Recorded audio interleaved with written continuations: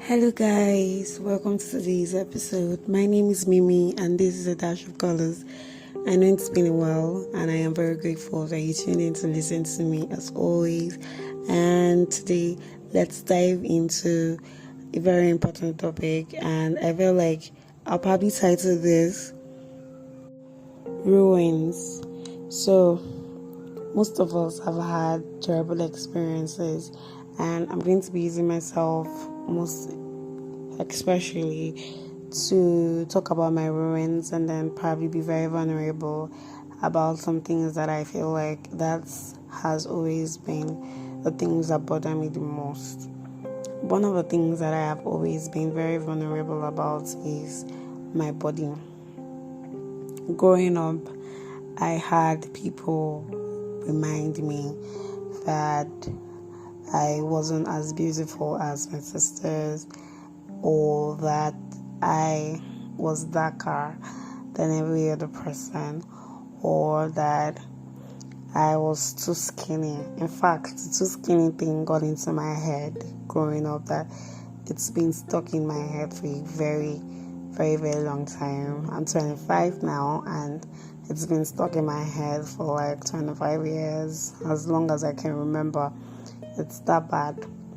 So I have had people growing up make me feel like there was something wrong with me, something wrong with my legs. I had people make fun of my legs and say that they were tiny and things like that. It made me very vulnerable. It made me lose confidence in my body, and then I was the kind of person who became very uncomfortable in her own skin. So I grew up believing that my body wasn't beautiful enough.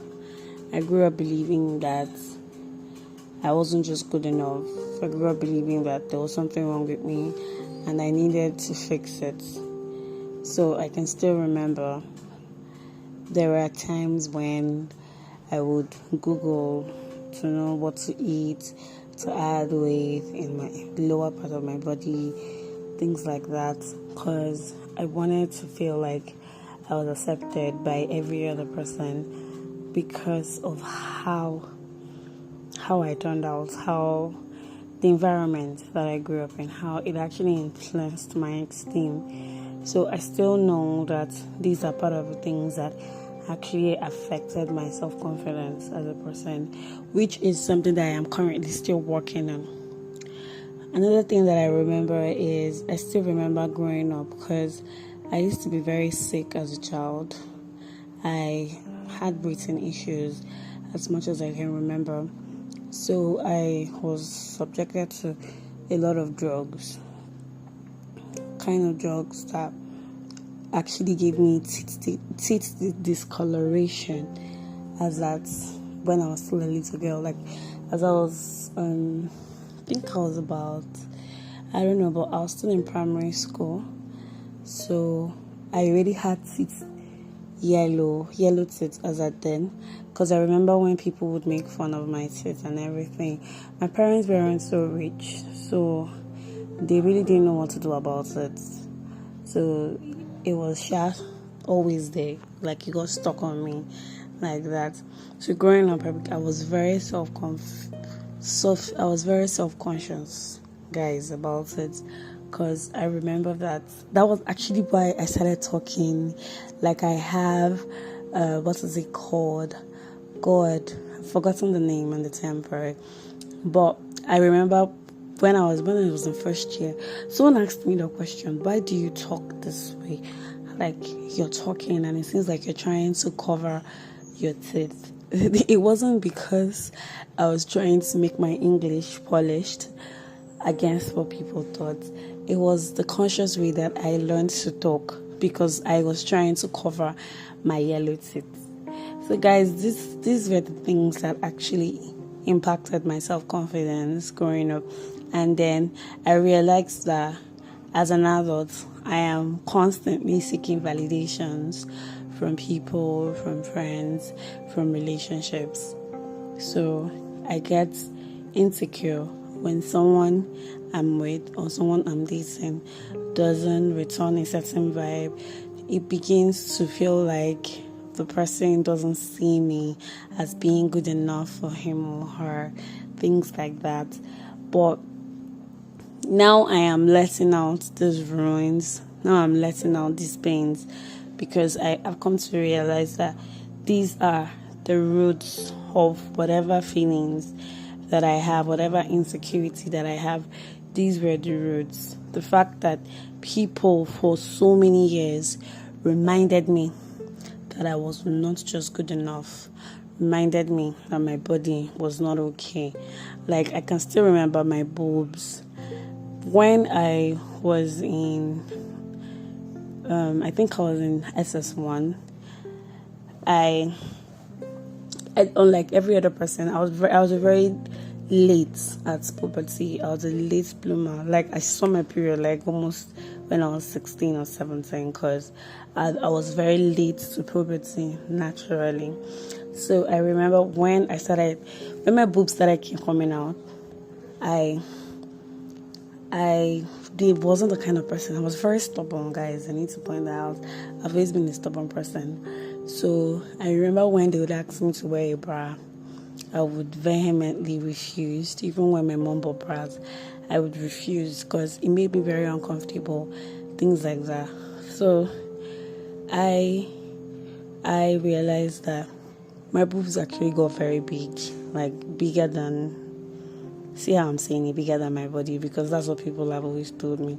So it seems like my boobs actually got bigger because I did not wear my bra on time, and then I started wearing bra very late. So my boobs were already grown before I started wearing my bra, and that was even because I felt like, oh God, I can no longer carry it without wearing some kind of support. And then I had my sisters. These were not even external people. I had my sisters consciously tell me that my boobs were big, my nipples were big. Why are your nipples dark? Things like that. So I became very conscious about my boobs, and it made me very, very uncomfortable.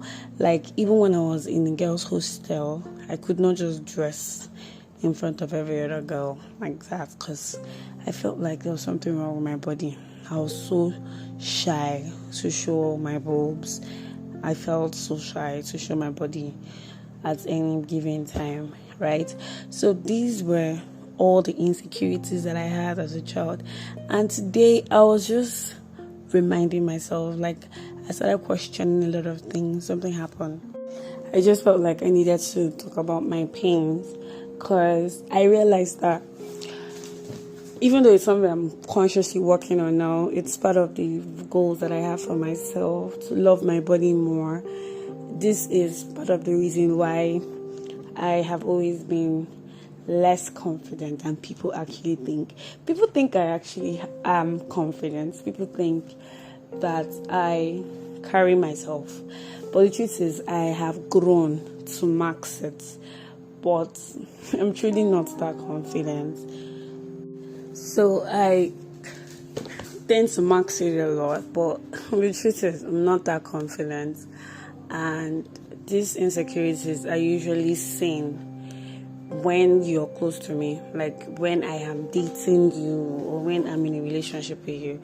That's when you realize that, oh, okay, she's not confident with this part of her body. Like, guys, I am very, very uncomfortable with my boobs, and I'm saying that to you so that you realize that insecurities can be in anybody. Like, so many of us are walking around with wounds that have not healed. And me, it was particularly my body. Okay? Like, my boobs are so, I don't know. I get so scared sometimes when I look at them. Not because there's anything wrong with them, but because of the kind of words that I have nurtured about them all these years. Okay? So, that's basically it.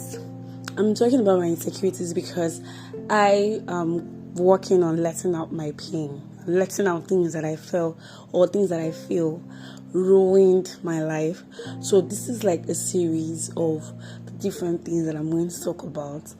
Today I'm talking about my body, because this is one thing that I know that has always impacted that's always impacted my self-esteem. I've always felt like there was something wrong with me, that I wasn't good enough, that I didn't look beautiful enough.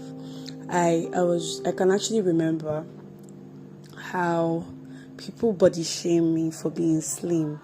And then it's not my fault that I have a very high metabolism, that I can't seem to gain any weight. I don't know how that's my fault. I used to feel that was my fault, and I was willing to do so many things to beat it, to add weight, right? I'm not saying that I have given up on adding weight, but I'm no longer interested in doing it because people I'm with or people around feel uncomfortable with how my legs look or how my body is. I'm not going to do that for people anymore. I'm not going to try to fit myself in a shell just to be accepted by people. People are the same ones who make fun of those who are fat. People are the same ones who make fun of those with smaller boobs. People are literally insatiable. But these are my experiences. These are the things that make me who I am. So anybody that wants to understand who I am needs to understand where I'm coming from, needs to understand that these are the things that I have experienced. These are my experiences, and I am going to build my life from the leftovers of things that have happened to me. I am not going to take my pain as something that is meant to destroy me. I'll only take the lessons to be a better version of myself. And today, I only talked about my body insecurities, and I hope you tune in the next time for the next insecurity that I will be sharing with you guys. Let me know what you think. Are you insecure about anything? Do you think there are certain areas in your life that you're still pained? Whenever the thought comes to you, you still feel like you're inadequate or there's something wrong with you. The truth is, you have to start with actually acknowledging that those things are there, or the wounds are there. Because, like I always say, you can only treat a wound that you've acknowledged that it actually hurts. If you don't know, or if you're ignoring the fact that it's hurting, you wouldn't want to treat or to give or render proper medications to it. So if there's something you're actually very insecure about, the first step to it is to acknowledge that thing actually happened. And that's what I'm doing today. I hope you enjoyed today's episode, guys. I don't know what's wrong with me today, and then how I've been staggering and stammering with my words. But I just hope today's episode was something you can relate with. This is my personal feelings, and this is something that has happened to me on a personal note, and I hope you understand that I'm just being vulnerable. Thank you so much for tuning in. Please share with anyone you feel lacks self-confidence or someone who's struggling with their esteem, and see if it helps them actually start working on themselves. Thank you so much for listening. Bye.